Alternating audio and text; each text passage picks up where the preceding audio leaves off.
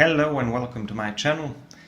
This is my drawing of Blade, a movie character portrayed by Wesley Snipes.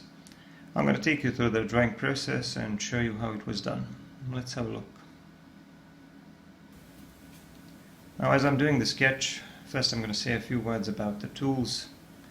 I'm mostly going to use Kohinoor pencils. I'm going to use soft charcoal pencils and silky black pencils. In addition to that, I'm going to use some vine charcoal for some of the smoother blending and transitions. And I'm going to use some other blending and erasing tools, which I'm going to talk about later. The size of the paper is about 9 × 12 inches or so, the usual size that I like to work on. And the paper is about 190 GSM, it's a smooth drawing paper. So this is going to be like a vignette, so I'm not going to draw all the way to the edge of the paper. I'm not going to do any background either. I'm just going to focus on the main character and try to make it look as detailed as possible. He's wearing some interesting armor and equipment. So like I said, the character is from the movie Blade, which is like an action movie about vampires and stuff. Blade, the character portrayed by Wesley Snipes, is a vampire himself, if I remember correctly, and he's also a vampire killer. He's one of the good guys.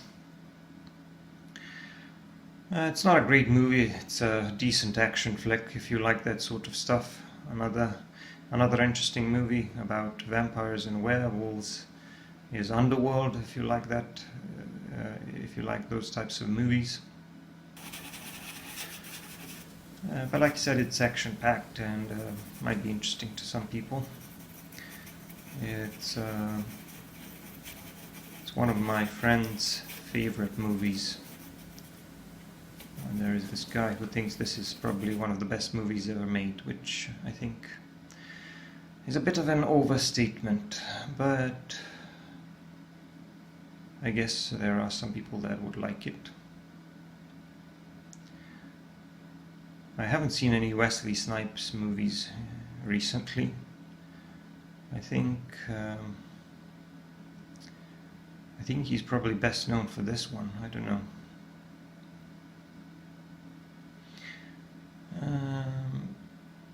I'm using a combination of charcoal pencil and that silky black pencil. Let me just describe the quality of these pencils.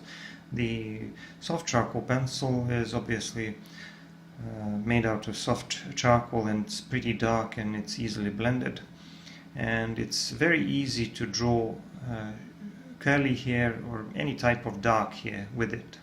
If you're drawing curly hair, and in this case it's a very short hair, you just drag the pencil and allow it to create a texture of its own. If you want to draw long straight hair, you just use longer strokes and you do some blending with a brush, and you can create any type of dark hair in no time using soft charcoal pencils. But in addition to them, I also use these Kohinoor silky black pencils, which are kind of similar to black colored pencils. I don't know whether they have charcoal in them or carbon or what it is exactly that they're made of, but they feel a little bit softer than the regular colored pencils, and they're pretty dark. So I like to use them in a combination with these charcoal pencils because they can be used for some of the smaller details, for some of the precision work and things like that. Now, one of the things that's making my job easier here when it comes to drawing the face is the fact that he's wearing these dark glasses, and there are also some shadows on the face, so I don't really have to worry too much about the likeness. The most complex part of this drawing obviously is going to be his clothes or his gear. Now, he's carrying some kind of a weapon that it has a spike on the end of it. It's probably shooting spikes or something. I don't really know. I don't really remember all of the details of the movie. I think I've seen the first one. There were probably more. I don't really remember. And he's also wearing leather gloves, so I'm putting down some charcoal and then spreading that with a tortillon to leave a lighter space in the middle where there's a little bit of reflection or some highlights on that leather. So to try to imitate the appearance of that leather material, I'm going to have to make some of these parts of those clothes shiny. And some of it I can achieve by reserving the white space and working around it with a charcoal pencil, and some of it I'm just going to create by using my erasers. So right now I'm working on the hand and the weapon, and like I said, I'm using a tortillon mostly for the blending here, because this requires a bit more precision, and in most of these places the brush wouldn't do a very good job, although I'm going to use the brush as well wherever I can. So overall it's a pretty dark character, because it's wearing dark clothes and it has a lot of dark details. So I'm going to be using a ton of charcoal, and whenever I'm drawing something like that, there's also quite a bit of residue flying around that I have to blow off or erase. Of course I'm going to edit that part out, but I just want you to know that when you're working on drawings like this in charcoal, things can get a little bit messy, and there's quite a bit of residue flying around that you have to clean up. One of the best things that you can use for cleaning up is, of course, a kneaded eraser, because unlike regular erasers, it's softer and it doesn't leave any residue, which can be very frustrating. So you can see that I used a pencil eraser here, and that's a Kohinoor pencil eraser, to pull some of the highlights on those gloves to get that appearance of the leather. And now I'm going to do a little bit more work on this shotgun that he's carrying, or whatever that is, whatever the weapon is. And that way I'm going to be able to move on to the face, because once I do the weapon, which is a little bit darker, I can start drawing the face, and I can establish that contrast between the weapon and the face. The face is a little bit lighter, but the left side is a bit darker than the right side. The first thing that I'm going to do some larger shading using a piece of vine charcoal. First I drew some of the details like the glasses and things like that, some of the darkest details, and now I'm going to do some larger shading with a piece of vine charcoal, and I blended that with a brush. And I'm going to refine the facial features a bit using one of those harder pencils. But this is a gradual process, you can't do it all at once. So right now, when I have those larger shadows in place and those darker areas in place, I'm moving on to some of the details, correcting the shape of the mouth and the nose, and adding a bit more shading on the nostrils, in between the nose and the face, around the cheekbones especially, because some of these areas are going to define the topography of the face. There's also going to be a substantial amount of shadow under the chin, under the jaw, and on the left. So I'm pushing the charcoal away from those darker areas, shadow areas, onto the lighter areas, trying to create some transitions. I'm kind of all over the place when it comes to the drawing process, but the general approach for me when I'm working with charcoal is that I'm working from left to right, more or less, because charcoal is a messy medium and I want to do that to minimize smudging. I mean, I do that anyways, but when you're working with a messy medium like this one, this is especially important. Now you can see how I can quickly cover these larger darker areas with charcoal and just push the charcoal away from the darker areas onto the lighter areas and create some nice transitions. Here and there I'm also using some vine charcoal in a combination with that darker compressed charcoal from the pencils. And what that does, it allows me to control the amount of value I have in different places. Sometimes I want to do a bit of blending with my finger as well, because your finger is a great blending tool. The only shortcoming of it is the fact that it's too large and it's not very good for drawing smaller details, and this drawing is packed with these smaller details, so I used my finger very sparingly, but I used it in some of the larger, darker areas to push in the charcoal to keep those areas dark. Because different blending tools have different effects, and sometimes, by the way, now I'm using a pencil eraser again to pull some highlights on the leather to create that shiny effect. But sometimes some of these highlights are a little bit more subdued because they're in the shadow. Sometimes they're a little bit more reflective. Just drawing some more details on the weapon, and because it's made out of metal, drawing some highlights on it as well. And now I'm going to do a bit more work on the face, make some adjustments on the shape of the chin and the ear and the eyebrows, and especially these cheekbones. And I'm going to do a bit of shading using that harder pencil.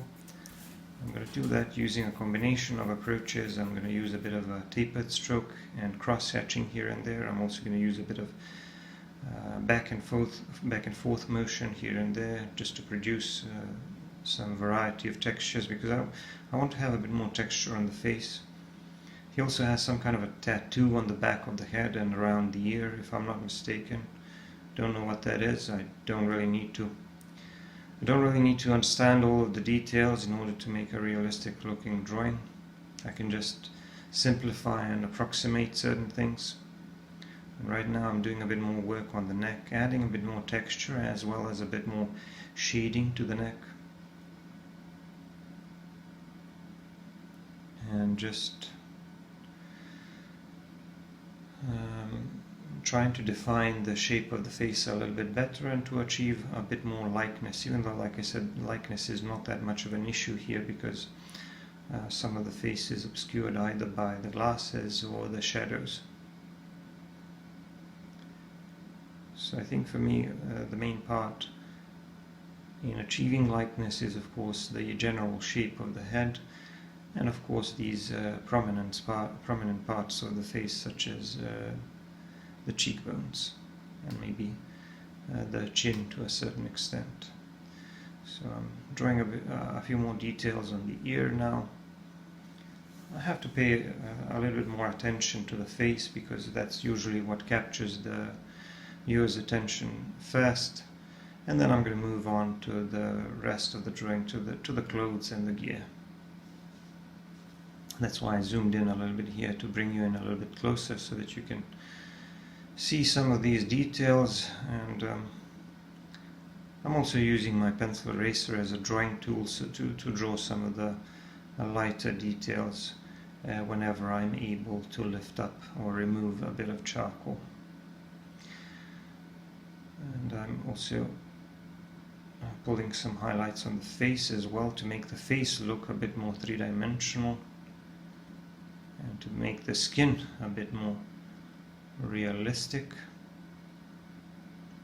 You can see that as I'm doing that, I'm creating a larger range of value, or a wider range of value, which makes the face more three-dimensional. It helps me achieve a little bit more depth and volume, and it just makes the face look a bit more realistic. And a good thing about the harder pencils that I use for shading, using that cross-hatching method in some places, is that I achieved a bit of texture on the face, so I'm also imitating the texture of the skin a little bit to make the skin appear a little more interesting and a bit more realistic. So there are a lot of these details, smaller details and textures that you can create without much effort, just by allowing the pencils to create a texture of their own and to work for you. It's one of the things that I like to do. Create realistic drawings without too much effort. And this whole drawing took about 2 hours, maybe, no more than that. Now, as for this vest that he's wearing, I don't know, it's some kind of a vest or an armor. Don't know exactly what it is. But it has a lot of these straps and buckles. These are made out of metal, and obviously they're shiny and reflective, and I need to make them a bit lighter. I need to create a lot of contrast around them. And the rest of this armor on the chest is kind of similar to Batman's armor, I guess, in the Batman Begins and the Batman Dark Knight movies, I guess. Because I've already done some drawings of that character, and this is kind of similar to it. I'm not really sure whether one was influenced by the other, but like I said, it just kind of looks a little bit similar to me. This part here around the waist is a bit different because there are a few belts here with some small pouches and probably some additional ammo and equipment and things like that. I don't really know what those are. I would probably know if I were a bigger fan of the movie. But like I said, it's not a bad movie. It's an entertaining action flick. I've seen worse, especially nowadays when most movies suck. So I'm just gonna create some indications of these darker areas here and work around these lighter, brighter details. Just going to define the general shape and then move on to the shading. The right side is going to be a little bit lighter because the light source is coming a bit more from the right than the left.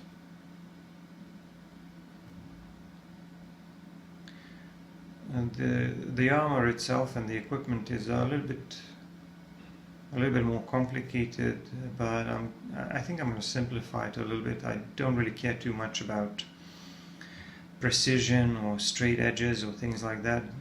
I rarely use rulers and other tools like that.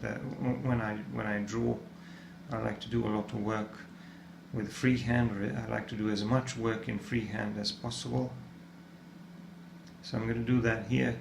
I'm going to try to make everything look convincing just by using a nice range of value and achieving contrast so that some of these details would stand out. And like I said, it's going to be a vignette, so when I come to that belt area, that main belt area around the waist, not really around the waist, it's closer to the hips. That's where I'm going to stop drawing. I'm just going to fade the drawing towards the lower edge and kind of finish it like that. Now for these lighter areas, I used a bit more of the vine charcoal because it's lighter and it's more easily manipulated. can easily add or take away value. And another interesting thing about vine charcoal is that the type of the blending tool that you're using also is very important, because some of the harder brushes, like these flat bristle brushes, they can push the vine charcoal into the paper and create areas of slightly darker value, and some of the softer brushes and maybe Q-tips and things like that, they will remove a bit of the material and create some areas of lighter value. So these are just some of the things that you have to kind of experiment and learn on your own, because you have to experiment with different blending tools and see how they interact with the material, I guess. So I've done most of the work on the armor and the gear, and I'm just wrapping things up on this leather coat that he's wearing, trying to get the material to look like leather. And to do that, like I said, I'm gonna use a lot of these areas of darker value to create contrast and pull some highlights. And with my erasers, I mostly use the pencil eraser for the details, because it's very convenient. It's like a pencil it's like a pencil, it's an eraser in a wood casing that can be sharpened. But for cleaning up, and by the way, I've done a lot of cleaning up already, just that I didn't capture it on camera. For cleaning up, I mostly used a kneaded eraser. Sometimes I use a kneaded eraser for drawing as well, like I did in the clouds video when I draw landscapes, but here I just found the pencil eraser a lot more convenient. And you can see that I'm pulling some final details, some final highlights here and there, just to give that coat a little bit more structure and shape, to create some indications of folds and details on it, seams and things like that. So I'm just putting down some of the finishing touches, basically. And one of the things that I also like to do, I like to go in with a charcoal pencil on some of these darker areas, just to make sure that I have a nice range of value. You want to use your darkest darks and your lightest lights sparingly in most cases. The drawing is almost done. I'm just going to put my signature in the lower right part of the drawing,